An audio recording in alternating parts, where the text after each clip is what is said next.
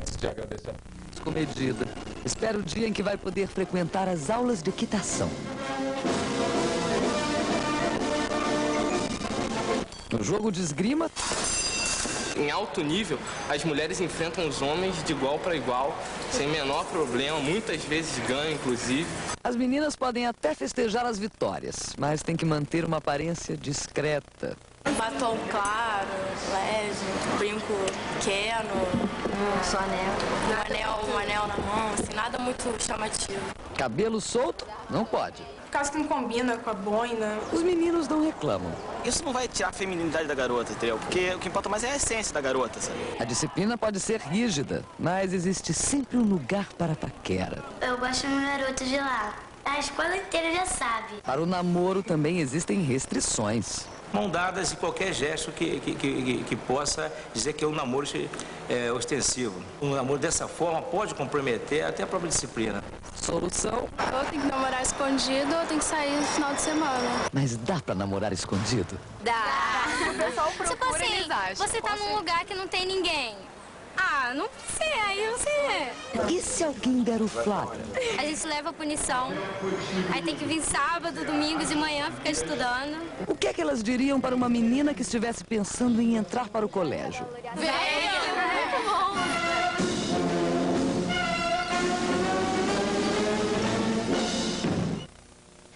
Cobras, sapos venenosos e um rio cheio de piranhas. Tem de tudo no laboratório que o Fantástico descobriu no meio da selva amazônica. Nossa viagem começa no Porto de Belém. Serão 23 horas de barco até a Floresta Nacional de Caxiuanã.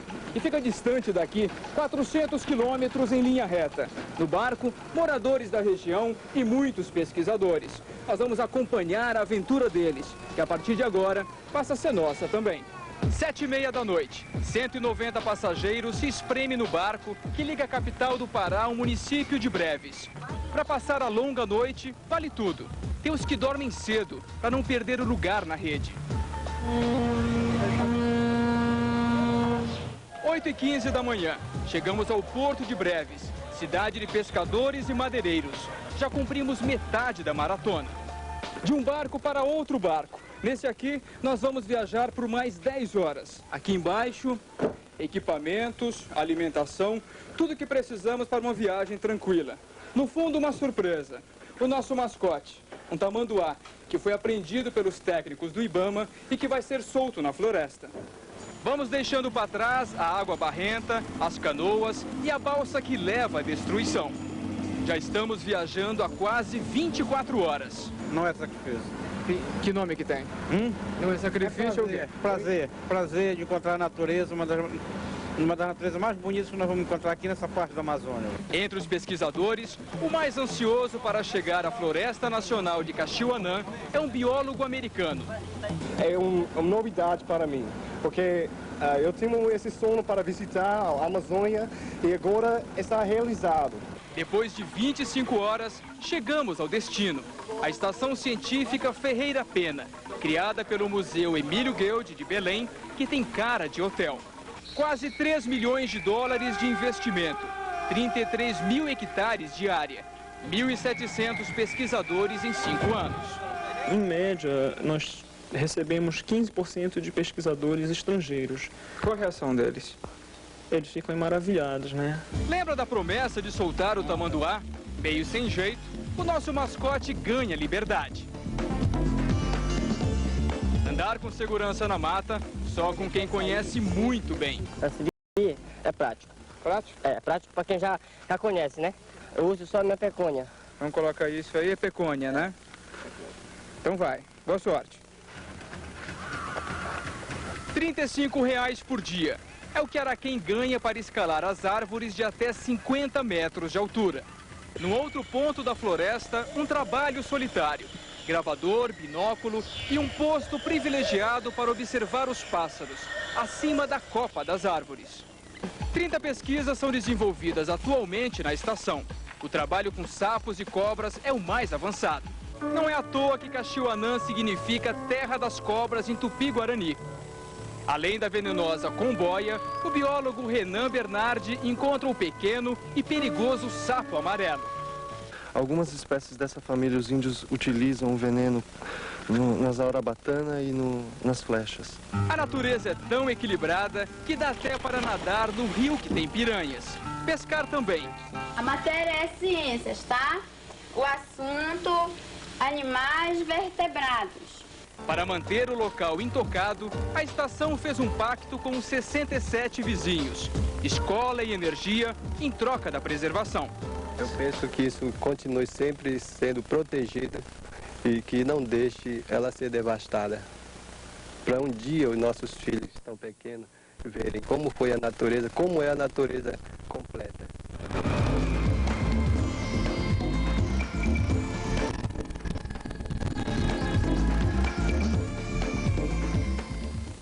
O duelo foi na Espanha, mas a vitória foi da Fúria brasileira. As emoções da Copa Davis com Léo Batista.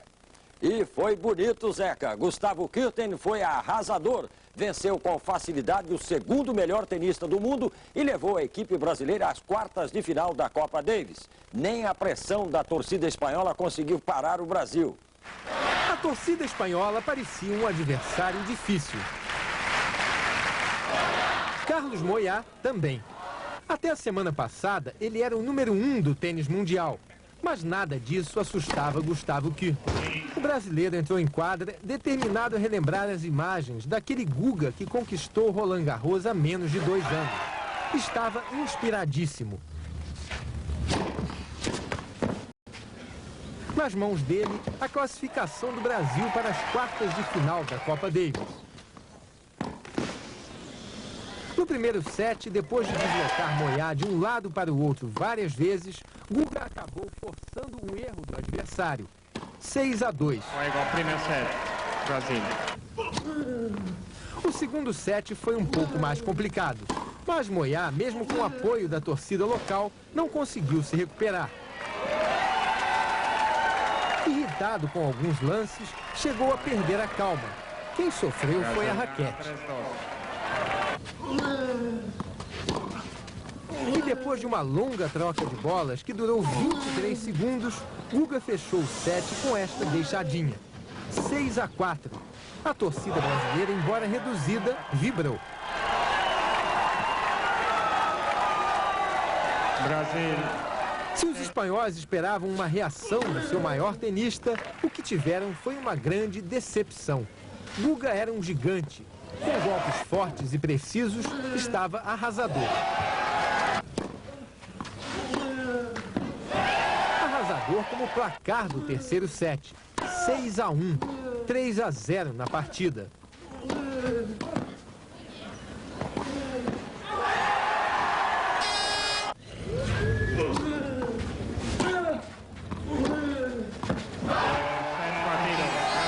A comemoração se inverteu. Em solo espanhol, festa brasileira.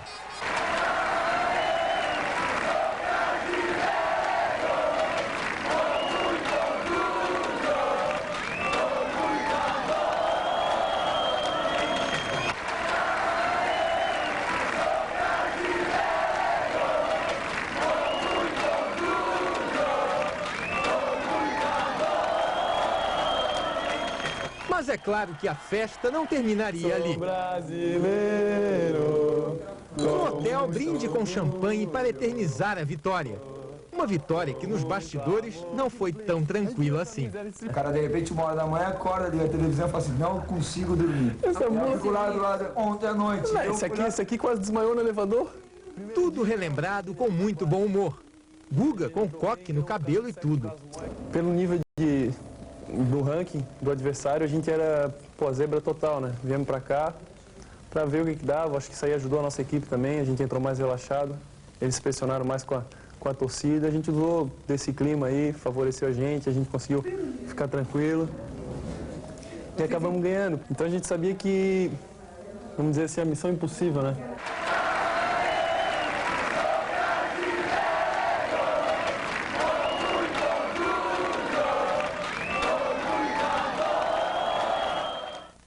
Bem, nas quartas de final da Copa Davis, Guga e companhia vão enfrentar os franceses. Os jogos serão em julho, na França.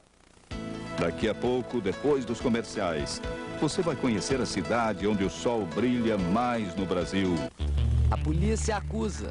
Uma mulher dá veneno ao filho do namorado, numa crise de ciúmes.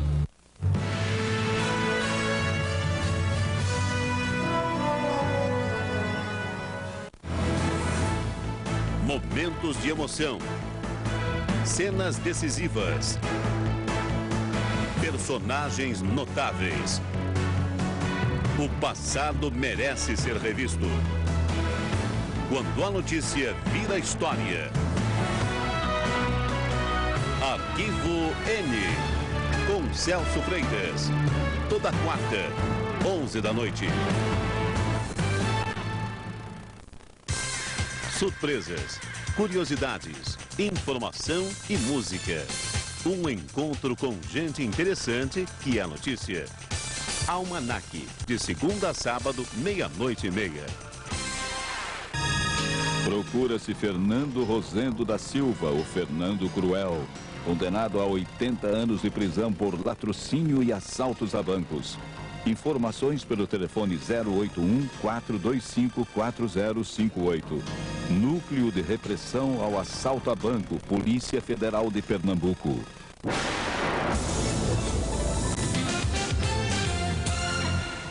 Depois de uma longa investigação, a polícia acusa. Uma mulher enciumada envenenou o filho do namorado.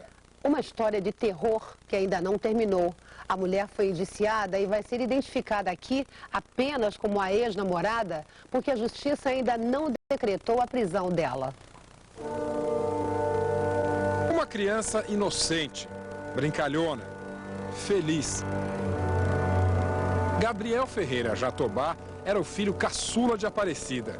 E ele estava numa fase maravilhosa, entendeu? Super satisfeito, super feliz. Afinal de contas, naquele dia ele ia comemorar a festa junina dele. Gabriel, que a mãe chamava de Meu Neguinho, morreu no dia 19 de junho de 97, pouco depois de completar 2 anos. Desde essa época, a psicóloga Aparecida tenta provar que o filho foi assassinado. Você tem medo de cometer uma injustiça acusando uma mulher pelo assassinato do seu filho? Eu não tenho medo de cometer injustiça, entendeu? O único medo que eu tenho é que a justiça não seja feita. Aparecida estava separada de Márcio. Na época, ele namorava outra mulher, um envolvimento que pode ter provocado a tragédia. Ainda durante a relação, a então namorada liga para Márcio e pede que ele leve Gabriel para brincar na casa dela. O pai pega o garoto e vai de bicicleta. 40 minutos de viagem. Gabriel está bem, sem nenhum problema aparente. Márcio deixa o menino com ela. Gabriel chegou na casa da namorada do pai às 10h20 da manhã. O que aconteceu lá dentro, não há testemunhas para falar. Só havia uma outra criança também pequena em casa. 1h25 depois, saiu de casa com Gabriel desacordado nos braços. Atravessou a rua e veio pedir ajuda no setor de emergência do Hospital Antônio Pedro. Gabriel estava em coma e não se recuperou mais. O médico-chefe do setor de intoxicação do hospital diz que eles descobriram logo que era envenenamento por chumbinho, um veneno de matar rato. A dose foi grande. O socorro rápido não impediu a morte do menino. A polícia começou a investigar. A polícia investigou o caso durante 1 ano e meio. Foi difícil responder a principal questão. Foi uma fatalidade ou um crime? Gabriel foi envenenado num acidente doméstico ou foi assassinado? A conclusão dos policiais no inquérito, que acaba de ser enviado à justiça, por mais incrível que possa parecer, é que o pequeno Gabriel, de 2 anos de idade, foi assassinado. O delegado que comandou as investigações diz que Gabriel foi obrigado a tomar o veneno. Ou obrigou ou iludiu, ou diluiu, misturou com água ou com algum líquido e acabou fazendo com que a criança, de uma forma dissimulada, que a criança acabasse ingerindo o veneno. A ex-namorada de Márcio foi indiciada por homicídio triplamente qualificado. A gente trabalha com hipótese de homicídio. A hipótese principal da polícia? A hipótese é homicídio. O namoro com o pai de Gabriel acabou logo depois da morte do garoto. Você matou o Gabriel? Claro que não. De jeito maneira. A ex-namorada diz que não sabe explicar o que aconteceu. Conta que ficou com Gabriel o tempo todo. Não admite nem que tivesse o veneno chumbinho em sua casa. Não houve perícia no local. Adoro criança, eu trabalho com criança, eu escolhi isso pra mim. Como é que eu vou fazer uma coisa dessa contra uma criança? Essa semana a justiça deve decidir se aceita o indiciamento da ex-namorada no homicídio triplamente qualificado. Além de envenenamento e impossibilidade de defesa por parte da vítima, a polícia ainda aponta o motivo do assassinato como fútil, o ciúme. Porque eu acho que a maneira mais cruel de você atingir uma pessoa é você pegar, né, na cria dela, né, naquilo que ela de mais bonito tem.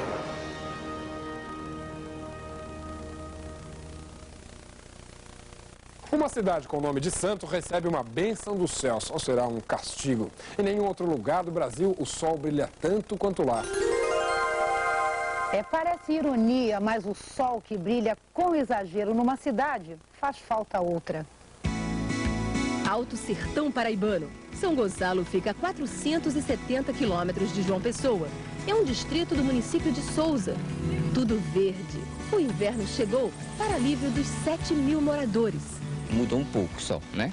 Mas é muito quente. A gente não suporta. Seu Jurandir é o observador meteorológico da pequena estação instalada em São Gonçalo. Este é o equipamento que mede a incidência de raios solares. Funciona da seguinte maneira, ela é uma bola de cristal, ela recebe todos os raios solares e converte para queimar essa fita que chama heliograma. A fita mostra durante quanto tempo, em cada dia, o sol brilhou por aqui. De 21 de março, nós temos aqui escrito 11 horas e 20 minutos. Feita a média do ano, a conclusão. São Gonçalo é o lugar mais ensolarado do Brasil. Quem mais sente as consequências são os trabalhadores da roça, como seu Vicente, que já fez 7 cirurgias por causa do câncer de pele. Desde de menino de 7 anos de idade. A exposição prolongada ao sol também causa o envelhecimento precoce. Tenho 27 anos. E se sente com aparência de quantos? De 38 anos, 39. Num lugar como este, imagine o valor que tem a sombra de uma árvore. Aqui cada casa tem uma. Os moradores usam e abusam das calçadas, dos terraços. Eles até conseguem se proteger do sol. Mas e do calor? Lá no banheiro, toma um banho e quando volta já o sol está correndo, né? A lavadeira Judite tem o sol como aliado. Ela nem se dá o trabalho de torcer as peças antes de estendê-las. Quanto tempo essa roupa leva para secar? 2 horas, 3 horas. O sol faz as frutas daqui serem mais doces. É uma maior concentração de açúcares devido à incidência, né? Maior incidência de raios solares. O sol que brilha aqui faz falta em outras regiões. A repórter Fernanda Martins mostra como é a vida numa das áreas menos ensolaradas do país. Nuvens carregadas no céu. O sol procura uma brecha. Sem chances. O tempo amanheceu fechado mais uma vez. Sempre chove bastante, né? Estamos sempre meio molhados. É verdade, os dados às vezes são confitantes, mas vários estudos apontam a área onde fica a cidade de Rio Negro, a 100 quilômetros de Curitiba, como uma das menos ensolaradas do país. Aqui o sol brilha tão pouco quanto na Noruega. Eu ia contestar isso meio firme, né? Mas a gente olhando pela janela, eu acho que fica por isso mesmo, tá bom assim.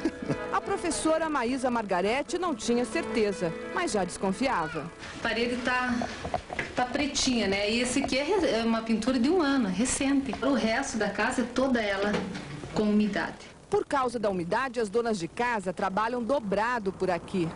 Tá terrível para secar a roupa. O prefeito gostou de saber. Agora vai ficar mais fácil explicar o atraso nas obras da prefeitura. Nós tínhamos dificuldade de conservar as estradas justamente por causa do excesso de chuvas. No entanto, muitas pessoas não acreditaram, achando que eu estava querendo me justificar porque as estradas não estavam conservadas. O tempo fechado também é um grande problema para a construção civil. Obras que em outras cidades costumam levar no máximo 10 meses, aqui não ficam prontas em menos de 1 ano, o que acaba encarecendo o preço final. Alguma coisa em torno de 20%. A lavoura também paga um preço. O agricultor Guilherme Henning vivia de plantar fumo e milho. Ele foi obrigado a diversificar as atividades. Agora também cria gado e construiu um aviário.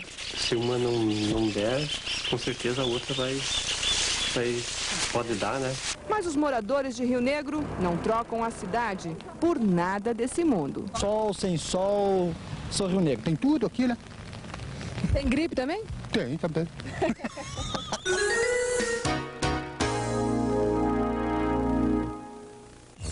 Controle de qualidade. De olho no calor que continua, o Inmetro testa os ventiladores de teto mais vendidos no país. Com os termômetros nas alturas, os ventiladores de teto são campeões de vendas. Somente no ano passado, 2 milhões de ventiladores foram vendidos. A dona de casa, Anitta de Paula, levou um susto quando o globo se soltou e despencou do ventilador. Ele caiu bem dentro da vasilha do feijão. Não são poucas as reclamações sobre o funcionamento dos produtos. Dá defeito, na minha vizinha dá defeito pra caramba. Ficou assim com um barulho meio estranho. A gente pretende dormir e tal. Ninguém consegue dormir. O Inmetro, o instituto encarregado de analisar a qualidade dos produtos e serviços oferecidos ao consumidor, testou a segurança dos ventiladores de teto. 8 marcas passaram pela prova. 5 são fabricadas em São Paulo, 1 no Rio Grande do Sul e 2 importadas da China.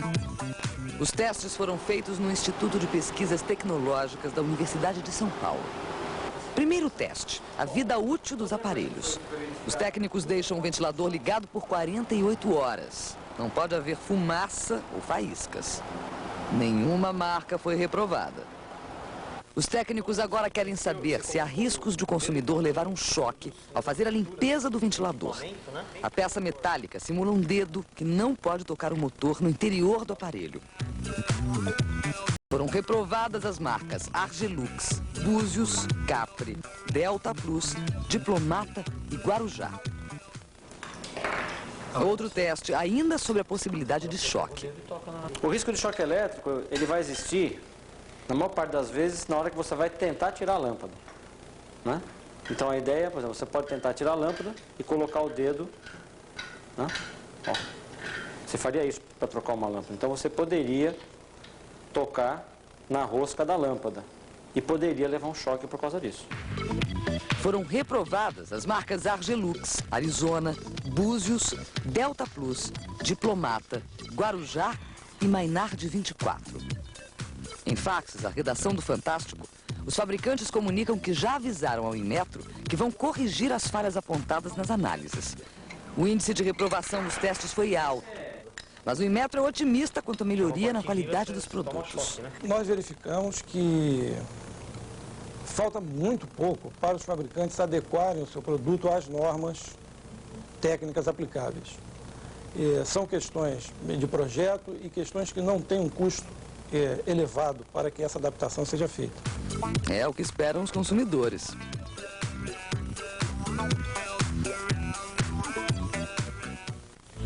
Você vai ver em instantes quais são os bichos ameaçados de desaparecer do mapa para sempre.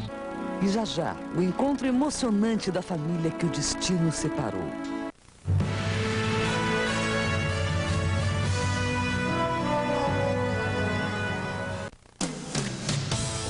Um mundo complexo, com forças contraditórias, com personagens e acontecimentos capazes de mudar os destinos do planeta.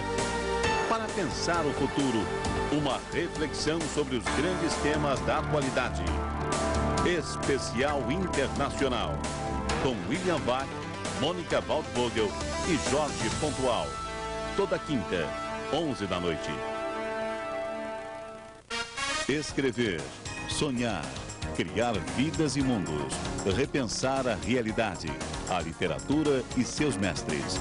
Espaço Aberto, com Pedro Bial, toda quinta, 9h30 da noite.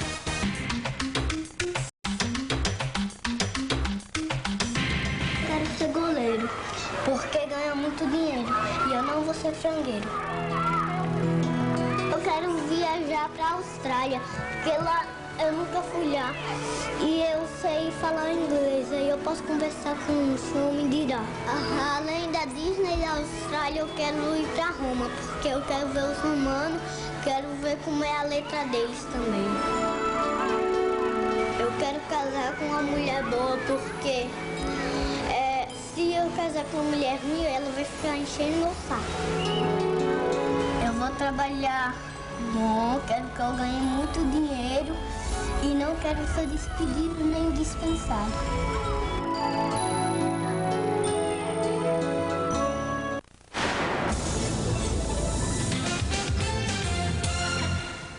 Você pediu e o Fantástico volta ao assunto. Animais ameaçados de extinção.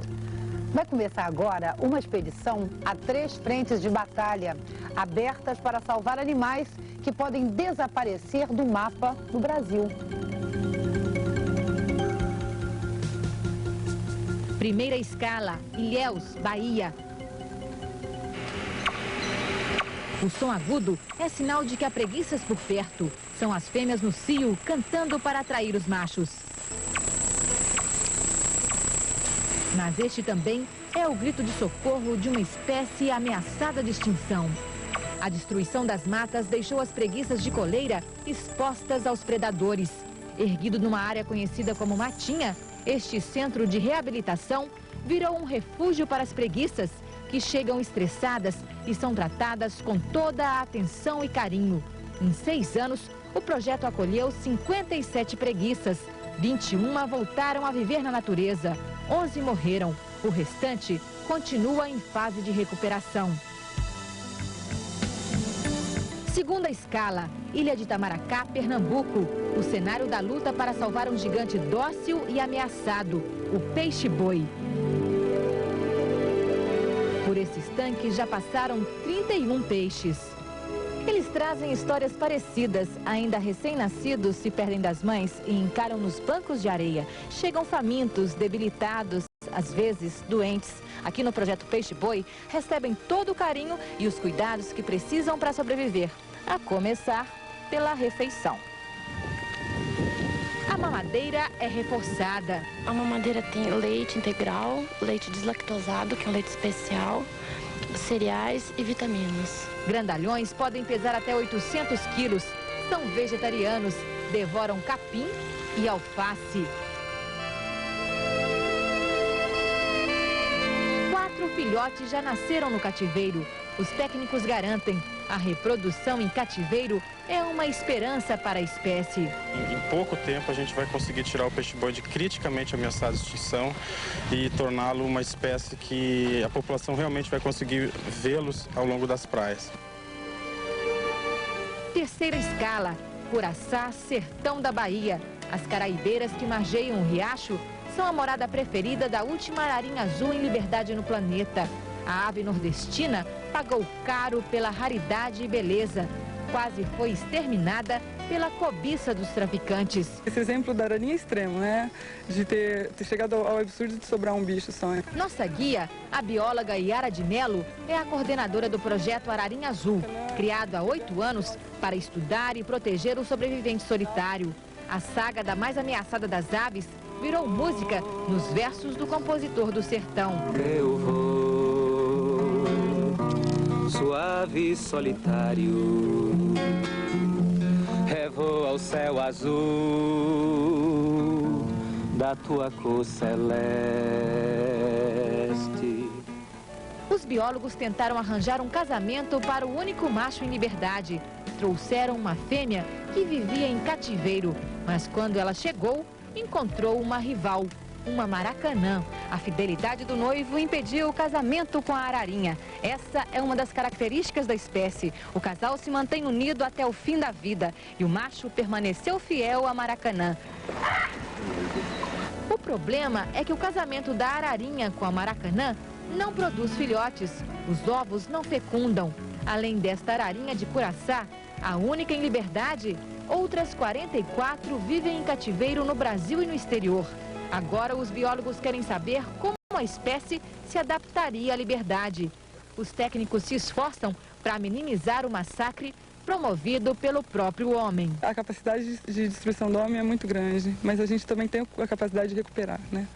Esses não são os únicos animais em extinção no Brasil. Segundo o IBAMA, essa é a lista oficial das espécies mais ameaçadas.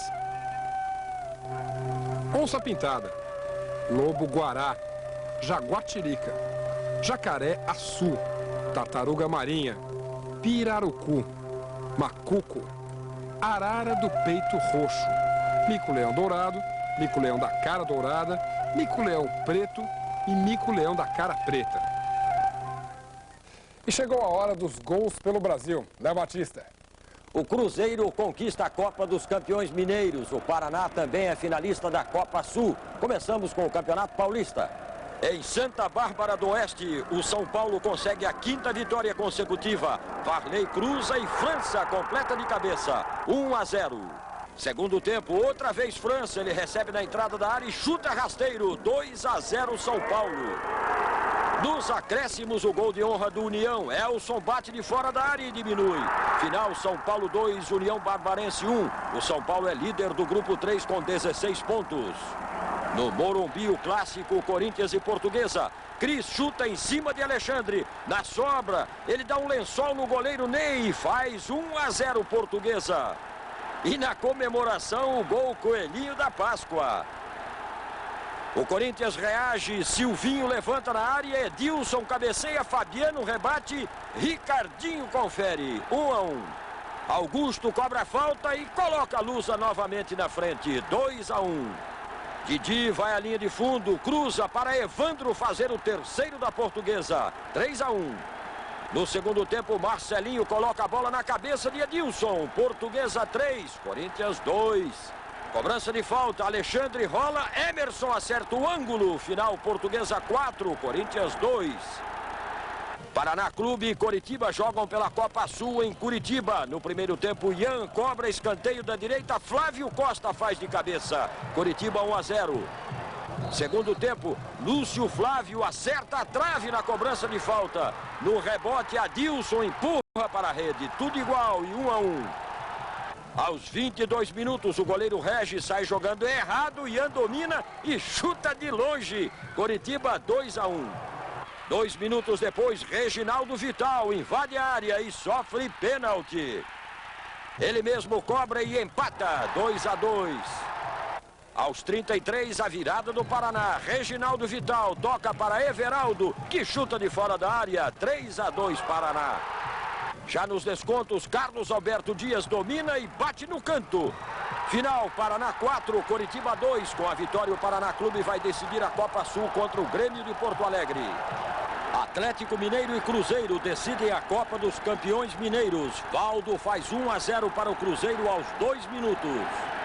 Valdir tabela com Edgar e empata, 1-1. Miller recebe pela esquerda, rola para Marcelo Ramos fazer o segundo do Cruzeiro, 2-1. Alex Alves faz boa jogada pela direita e aumenta. Cruzeiro 3-1. No segundo tempo, Valdo acerta mais uma cobrança de falta e amplia, 4-1 Cruzeiro. Paulo Isidoro recebe de Alex Alves e fecha a goleada. Cruzeiro 5, Atlético 1. Cruzeiro conquista a taça dos campeões mineiros. Campeonato Gaúcho, o Internacional comemora 90 anos de história com bolo e uma vitória no estádio Beira-Rio. No primeiro tempo, Christian recebe de João Santos e faz 1-0 para o Inter. Marcelo cruza da direita, João Santos completa de cabeça. Final, Internacional 2, Brasil de Pelotas 0. Campeonato Carioca, Olaria e Vasco jogam no estádio da Rua Bariri. Ramon bate falta na direita, Zezinho acerta de cabeça. 1-0 Vasco. No segundo tempo, Darcy bate falta, a bola passa pelo meio da barreira e engana o goleiro Carlos Germano. Final, Vasco 1, Olaria também 1. 106 mil torcedores assistem ao clássico Flamengo e Fluminense no Maracanã. Confusão na área do Fluminense depois da cobrança de escanteio e a bola sobra para ele, Romário, fazer 1-0 para o Flamengo. Na comemoração, o artilheiro do estadual com 9 gols imita um cachorro pitbull. Aos 50 segundos do segundo tempo, Roger bate escanteio pela esquerda, Alexandre Lopes completa de cabeça. Tudo igual, 1-1. Alexandre também faz a sua coreografia no domingo de Páscoa. Aos 30 minutos, Leandro chuta. O goleiro defende. Leandro cruza, mas Romário cabeceia para fora. Aos 45, Roger arrisca do meio de campo e quase surpreende o goleiro Klemer num bonito chute. Final, Flamengo 1, Fluminense também 1. Vasco e Flamengo lideram o campeonato com 19 pontos. O Fluminense está em terceiro com 16. Dor, choro e desespero nas imagens de uma semana marcada pelo horror da guerra. Deputados russos se estranham por causa do conflito na Iugoslávia. Os paraguaios comemoram nas ruas a renúncia do presidente Raul Cubas. Os filhotes da ciência. A ovelha Dolly, o primeiro animal clonado no mundo, ganha segunda cria. Padre Marcelo Rossi faz escola. As missas na Colômbia adotam a aeróbica do Senhor. Um policial usa arma para prender 4 jovens e reprimir os pegas de automóveis. 20 pessoas passam 5 horas como reféns de assaltantes num banco cercado pela polícia. Milhares de pessoas enfrentam o frio e a fome para fugir de Kosovo. Imagens que chocaram o mundo.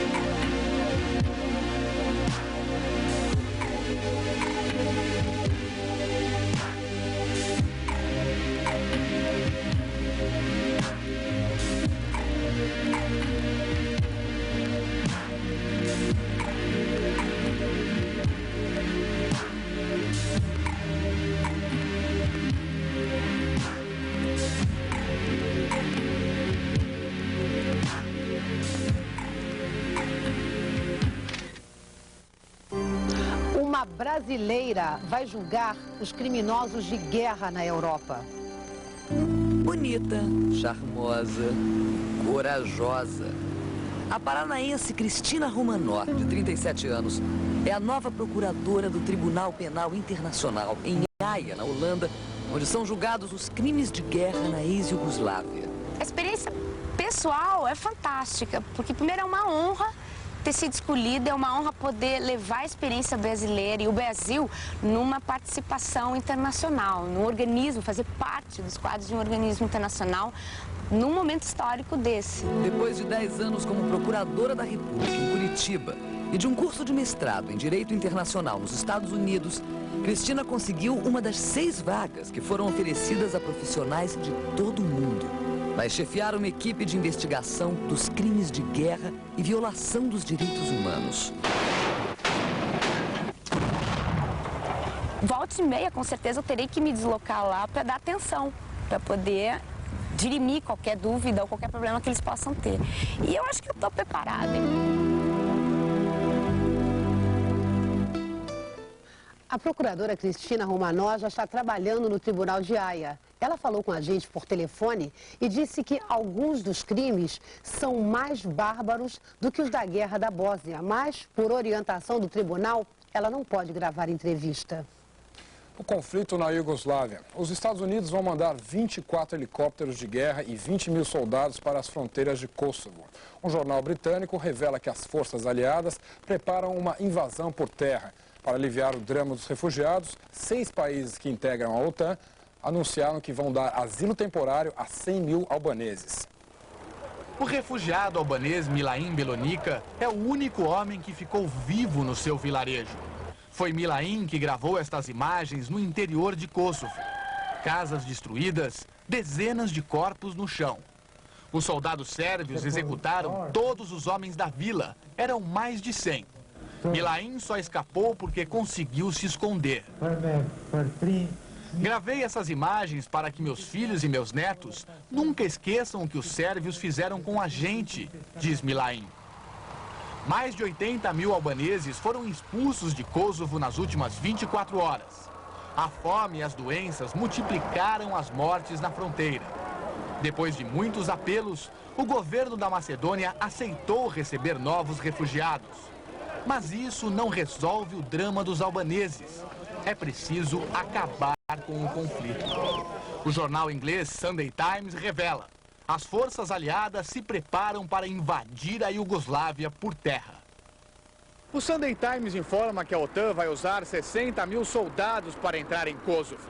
Pelos planos, a força de ocupação deve tomar uma grande área da província e abrir caminho para a volta dos refugiados. As tropas da OTAN estariam preparadas para ficar mais de 10 anos em Kosovo. Segundo o Sunday Times, a invasão por terra vai acontecer assim que os bombardeios aniquilarem as forças armadas da Iugoslávia. Os novos ataques atingiram quartéis do Exército, a Academia de Polícia de Belgrado e depósitos de combustíveis. Mas o relógio corre a favor do inimigo. Se a repressão de Milosevic continuar no mesmo ritmo, em 10 a 20 dias, Kosovo poderá não ter um só albanês.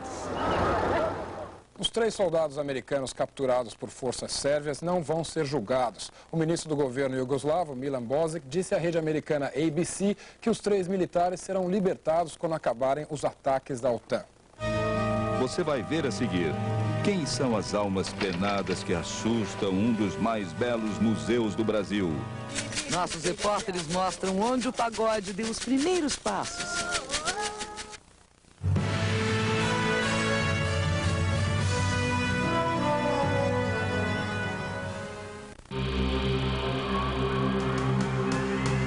Caminhando entre multidões, descobrindo novos costumes, participando de rituais, conhecendo muitos povos.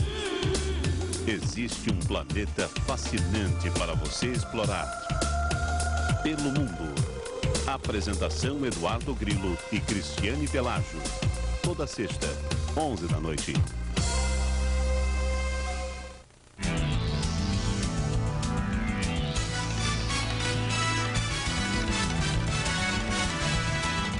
...24 horas por dia, a notícia.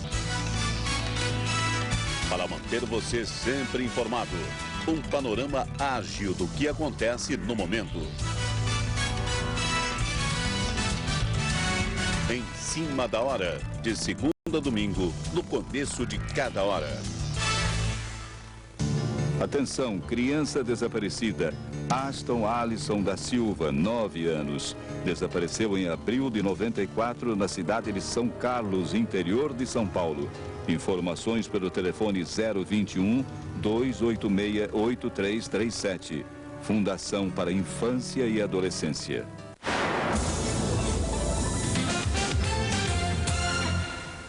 Alagoas tenta manter viva uma tradição que vem do tempo dos escravos. A dança do coco. Diz a história que foi nessa dança que o pagode deu os primeiros passos. Os negros dos Palmares seriam os criadores desse ritmo, a dança do coco, que em Alagoas ficou conhecida como pagode. Mas vamos devagar. Comparar com o pagode de hoje é difícil. Em comum, ele só tem a origem, a África. O grande número de pessoas dançando e cantando e alguns instrumentos.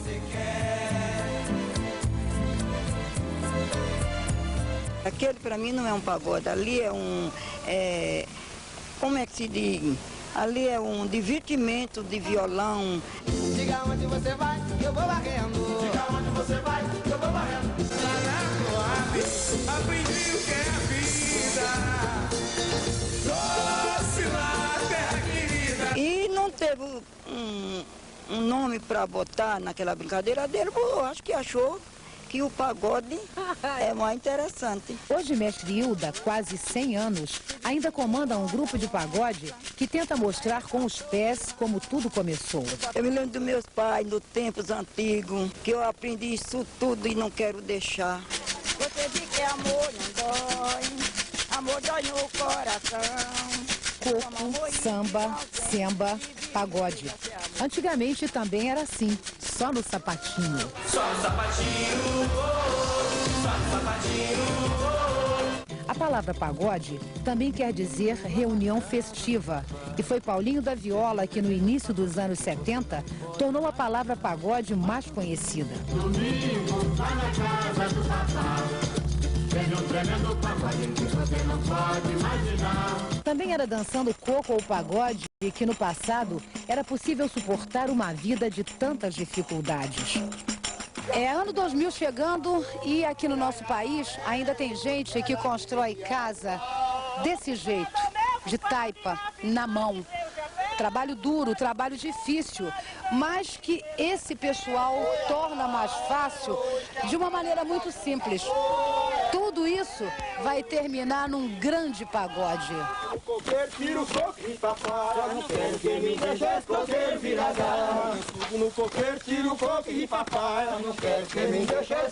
virar. Quantas casas o senhor cobriu com esse método, hein? Ah, foram muitas. Depois dos anos 60, foi que veio surgir a alvenaria.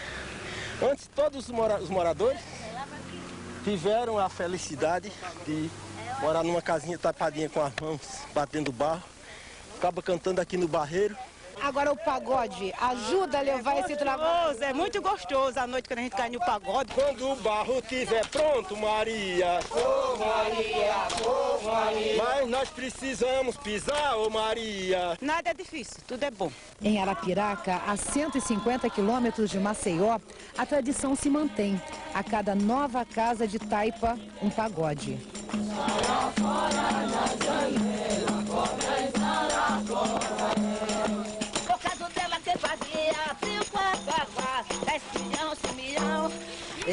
Isso aí cansa, né? Me cansa não, me dá saúde. Me dá saúde? Me dá saúde. Porque se eu vivesse dentro de casa, engrolada, com cachimbo na boca, um rosário no pescoço, não cortava as unhas, não pintava a unha, nem me pintava, nem me ajeitasse, eu já tinha morrido. Regina de Moraes da Silva nasceu para ser artista e até morrer. São artistas desse Brasil feito de terra, de barro, de música, como Dona Virgínia e Dona Hilda, que lutam para essa história não acabar. Quase centenárias, elas já viram nascer e morrer inúmeros grupos de pagode. Hoje eles não passam de 10. Mas esse pessoal não desiste e nem deve. Mantendo viva essa tradição tão simples e tão bonita de Alagoas, eles ajudam a tornar o Brasil um país ainda mais fantástico em música, em sons, em ritmos tão diversos. Cajueira, balou. E lá detrás da minha casa tem um pé de cajueiro, tem um tronco de jurema, é a morada do ferreiro.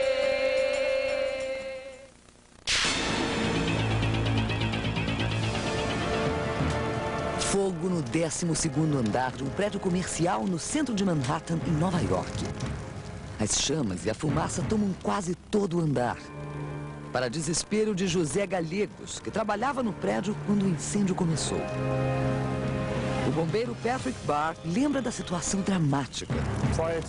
Quando cheguei ao terraço do prédio, vi muita fumaça e uma pessoa na janela. O calor é insuportável. José pede socorro. Olhei para baixo. Era assustador. Naquele momento, eu achei que iria morrer. O bombeiro desce por uma corda. Não há tempo para usar a escada de resgate.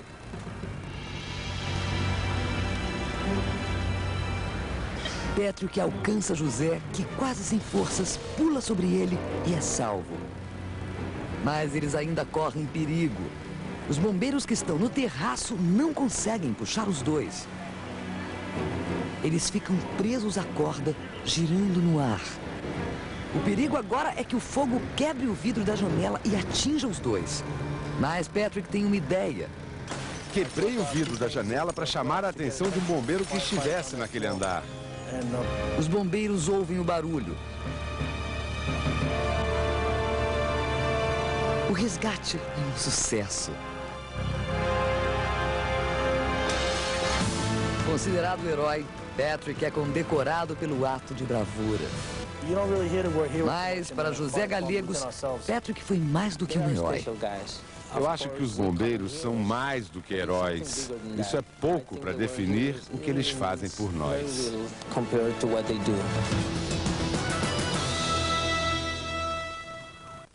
Os funcionários de um dos mais belos museus do Brasil juram que estão vendo e ouvindo assombração. Eles acham que existem fantasmas no Museu Imperial.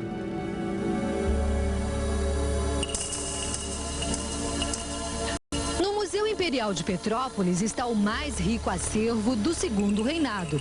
Mas as peças de grande valor histórico disputam espaço com personagens do além. Sabe quem são eles? O fantasma. Histórias estranhas são contadas pelos funcionários. Um mistério ronda o museu. É muito comum ouvir barulhos e portas que se abrem, passos furtivos. Às vezes eu chego a pensar que tem alguém no corredor, vou olhar, não tem nada. São testemunhas do sobrenatural. São tantas as histórias que elas já fazem parte do folclore que é contado nos corredores do museu. O guarda fechou as portas e quando nós estávamos saindo, chegando na sala aqui, nós escutamos bater na porta. Aí nós pensamos que tinha prendido algum visitante, né, na hora da saída. Aí o guarda voltou, nós voltamos, não tinha ninguém. Na sala do trono e no quarto do imperador e da imperatriz, os funcionários experimentam sensações estranhas. Aproximação, assim, de coisa que chega uma pessoa, né? E aí a gente olha para trás e não vê nada. Tem hora até teu corpo arrepia. A faxineira Leia convive com uma mulher que entra no banheiro do museu e simplesmente desaparece. A senhora pegou o papel ali com a mão, na minha mão, ele foi ao banheiro, fechou a porta, a fila cresceu, deu descarga no banheiro e a dona não saiu. Aí eu peguei e abri a porta, não vi ninguém. E aí a dona sumiu. Não apareceu mais. Aí depois, outra vez, foi no banheiro de cá. Ela fez a mesma coisa, uma coisa fora de série, né? Fora do comum, né? Vozes foram ouvidas na sala das carruagens. Esta carruagem, que foi usada em enterros, estaria impregnada de uma forte energia negativa. Na sala de música, esta educadora avistou uma escrava através da janela. E quando saiu para verificar, não havia nada do lado de fora. Quando eu voltei, que eu sentei no mesmo lugar, eu estava novamente aquela imagem lá, na mesma posição, voltada para dentro da sala, com uma fisionomia assim serena, na mesma posição. Um funcionário da limpeza jura que Dom Pedro I, o do quadro, piscou para ele. Assustado, o funcionário pediu demissão e nunca mais voltou ao museu. É à noite que fatos estranhos acontecem.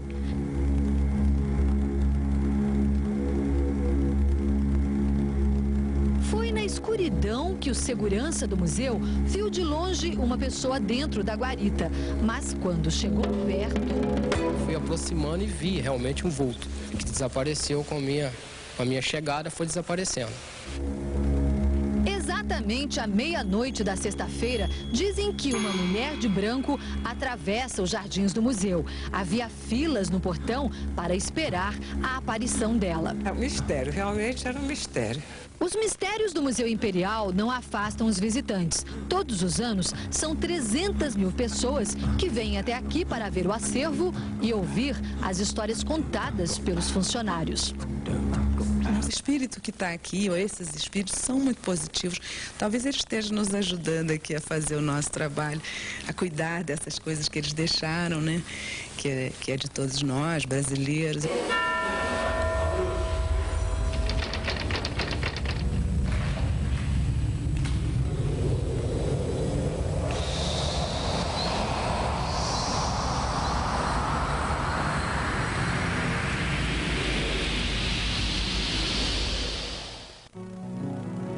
Você vai ver em instantes uma história feita de tragédia, desencontros e emoção.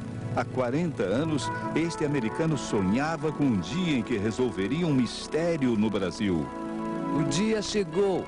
O Fantástico acompanha passo a passo a aventura de Alvin em busca do tempo perdido.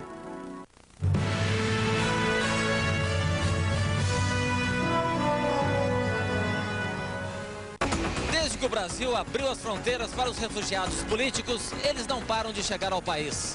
Vítimas da perseguição política ou da violência da guerra, já são 2.500 refugiados estrangeiros que moram no Rio de Janeiro e aqui em São Paulo.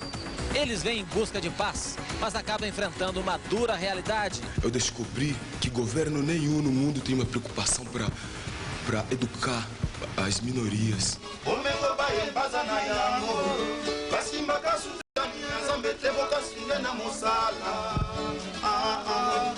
Espaço Aberto, com Caco Barcelos, nesta segunda, 9h30 da noite. Procura-se Nilton Gonçalves da Silva, condenado a 22 anos de prisão por assalto e assassinato em Londrina, Paraná. Informações pelo telefone 043-322-2000, Delegacia de Londrina.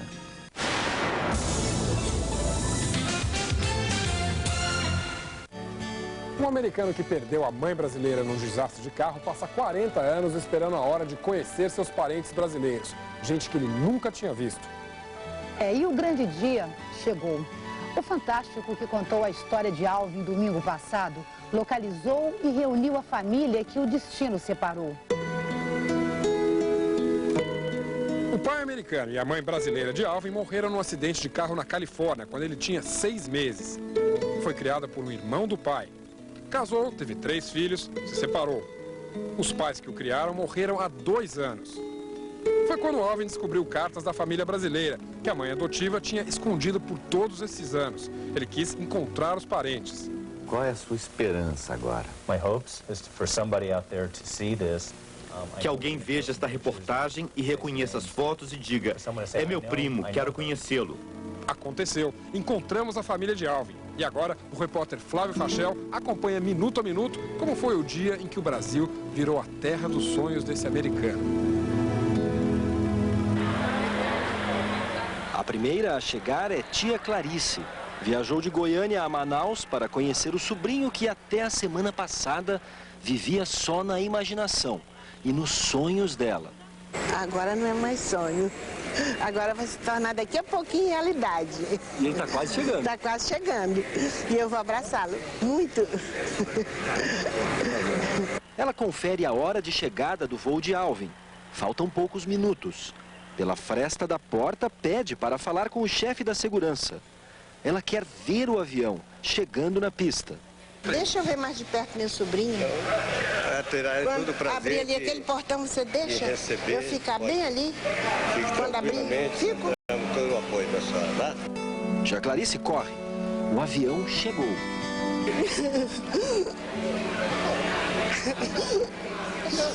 Jamais imaginei me sentir assim tão próximo dele.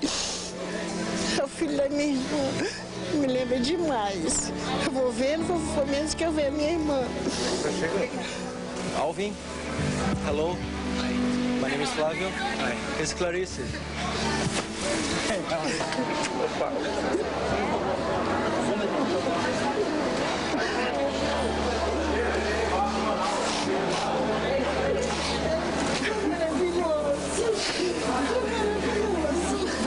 Clarice reconhece em Alvin o rosto da irmã.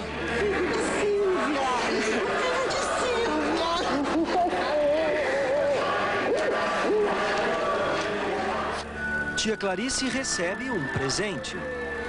De mãos dadas, aos poucos a família de Alvin deixa de existir só em imagens e fotografias. Depois da emoção, a alegria de estar em família. Mesmo sem saber português, Alvin arrisca, com a intimidade de sobrinho. Uma foto. Tia Clarice. Ah, legal! Legal! Gostei! Um não entende a língua do outro, mas tia e sobrinho parecem conversar sem dificuldade. Mostram fotografias e descobrem, tem o mesmo álbum de família. That one's mine. É minha irmã. My picture. Essa é tua? Cadê a minha? Mas o grande encontro de Alvin com o seu passado ainda está para acontecer. Depois de 40 anos, Alvin retorna ao Brasil e vai encontrar a sua família, a família dele brasileira, que mora aqui, num bairro pobre. What do you feel now? I'm excited. Pergunto a ele o que está sentindo. Ele diz que está eufórico. A família dele o recebe.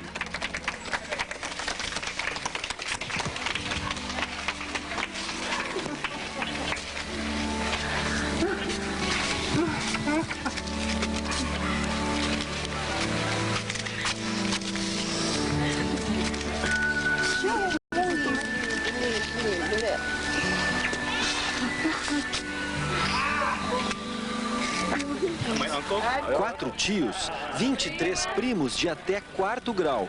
Muitos vieram de longe para conhecer Alvin. Todos se emocionam. This I'm doing for me, but I'm also doing for my mom. Ele diz que faz isso por ele e também pela mãe dele. É que Silvia morreu muito jovem e nunca conseguiu encontrar com toda a família. Dentro da casa, a sala é pequena para tantos parentes. Alvin pega as fotos e vai tentando identificar um por um. De repente, mais uma surpresa.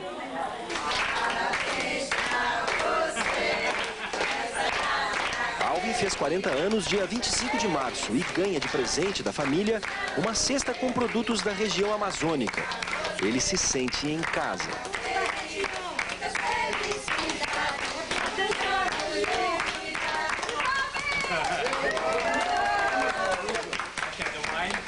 Um dos primos mostra um vídeo com a última imagem da avó, Teresa Silvestre.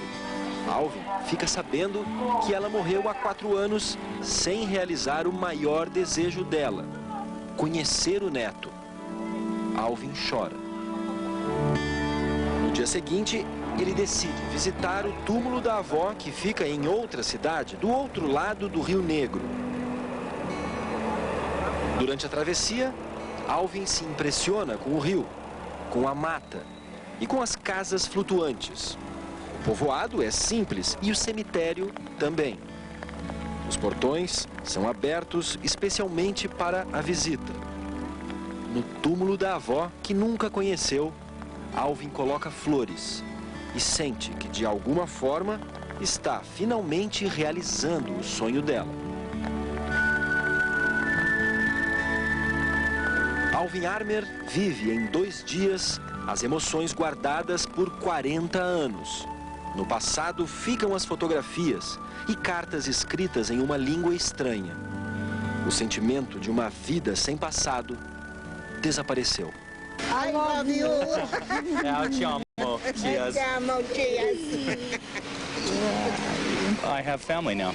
Eu tenho uma família agora e um país também que eu não conhecia. That's important. 40 anos depois, Alvin está indo de novo para os Estados Unidos. Mas desta vez, leva o amor de uma família inteira no coração.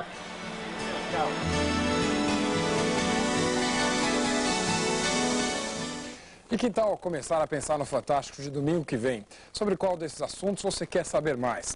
Lugares mal assombrados? Diz que 0800 70 90 81. Modelos brasileiras de sucesso no exterior? Ligue 0800 70 90 82. A corrida para o bebê do ano 2000? O número é 0800 70 90 83. Ligue rapidinho, é de graça. Ele entrou para a história do futebol como o inventor da bicicleta, o diamante negro, um príncipe com a bola nos pés. Agora, Leônidas da Silva luta contra uma doença incurável. Está internado e ontem à tarde, depois de uma queda, quebrou o fêmur. Foi operado hoje de manhã. O velho mestre, que chegou a ser comparado ao gênio Pelé, tem ao lado um anjo da guarda, a mulher Albertina.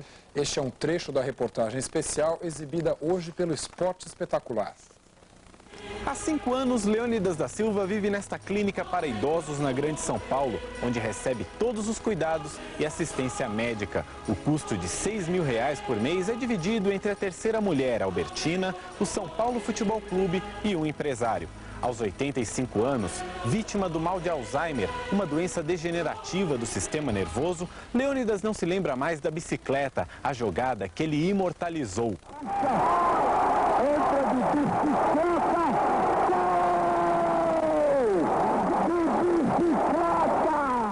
O que eu fico triste mesmo é ele ter perdido a memória. Isso, e às vezes, em certos momentos em que ele anda de uma certa maneira que eu fico muito triste de ver como ele está.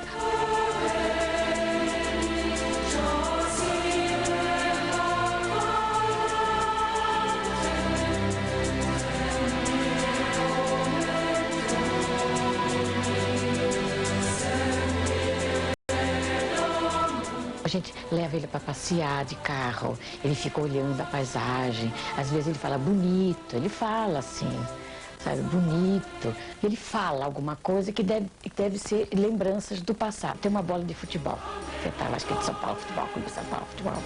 Então a gente joga no futebol, ele só pega com a mão, ele pega como quem está jogando basquete, né?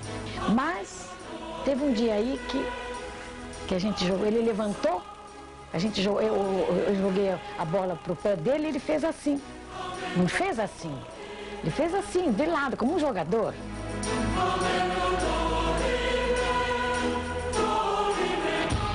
Eu dou valor a ele como ele está, do jeito que ele está. E gosto dele do jeito que ele está, mesmo assim, apesar de sofrer.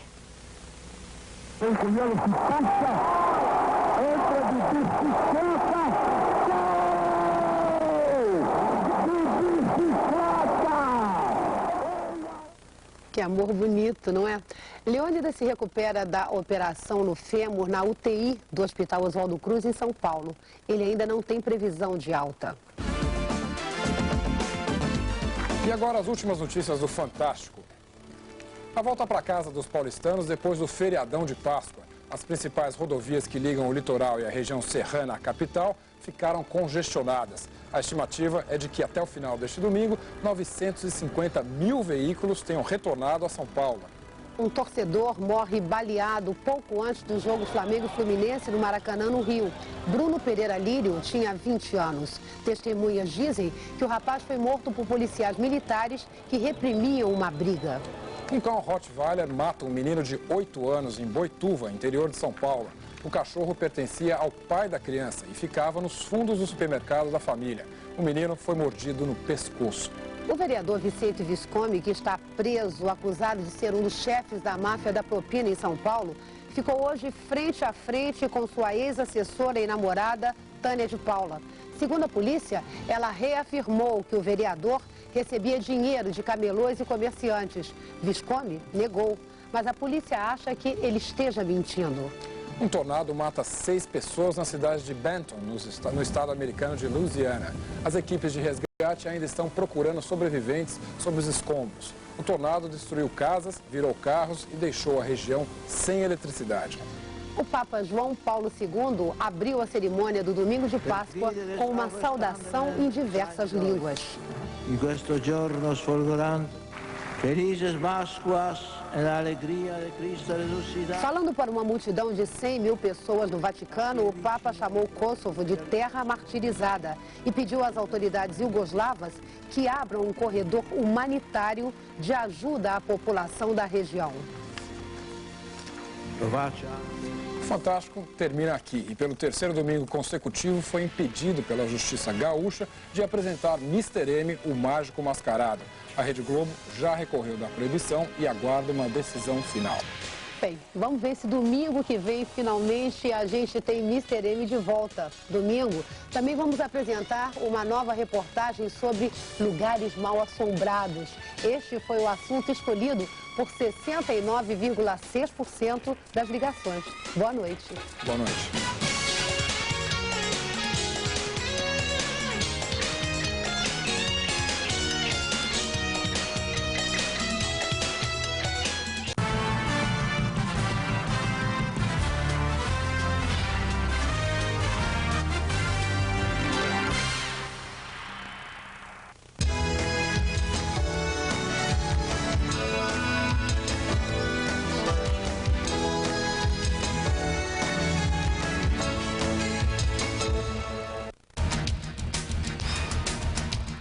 Refletindo sobre o que acontece no mundo, acompanhando as mudanças na nossa sociedade, discutindo opiniões com entrevistas objetivas. Jornal das 10. Apresentação ao vivo do Rio de Janeiro, São Paulo e Brasília. De segunda a domingo, 10 da noite.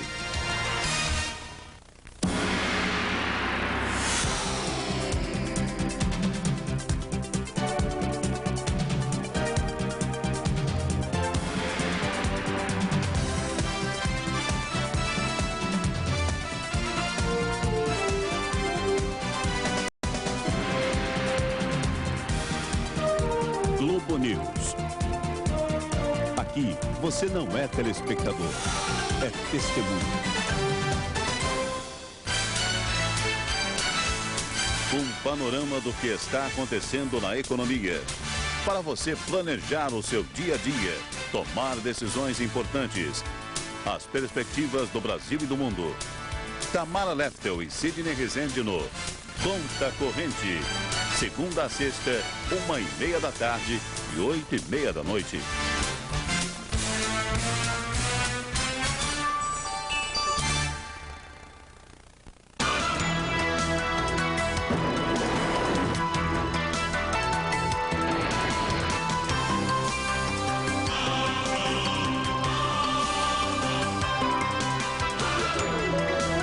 Do you understand?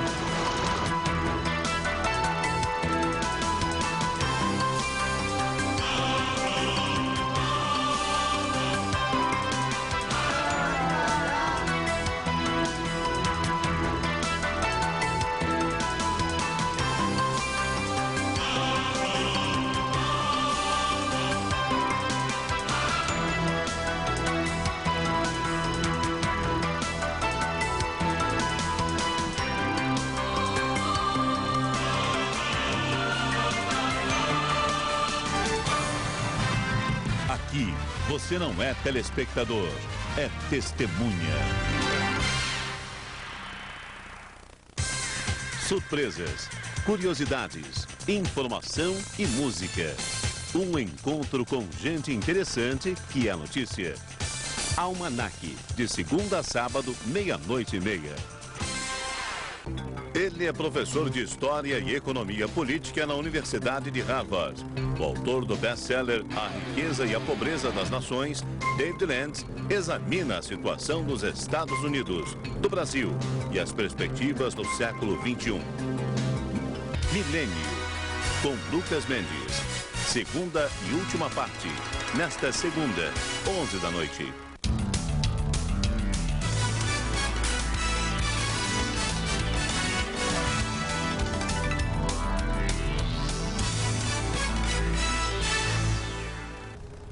Segunda-feira, 5 de abril, 2h da manhã, você está assistindo a Globo News, o seu canal de jornalismo 24 horas no ar. Forças da OTAN voltaram a bombardear Belgrado, a capital iugoslava, no fim da noite deste domingo. Vários alvos sérvios foram atingidos, além da cidade de Pristina, na província do Kosovo. Foi o 12º ataque consecutivo. Na ofensiva militar, vários alvos sérvios foram atingidos. Entre eles, o comando da aviação antiaérea em Zemun, que fica na região noroeste de Belgrado, e um complexo industrial no subúrbio da capital.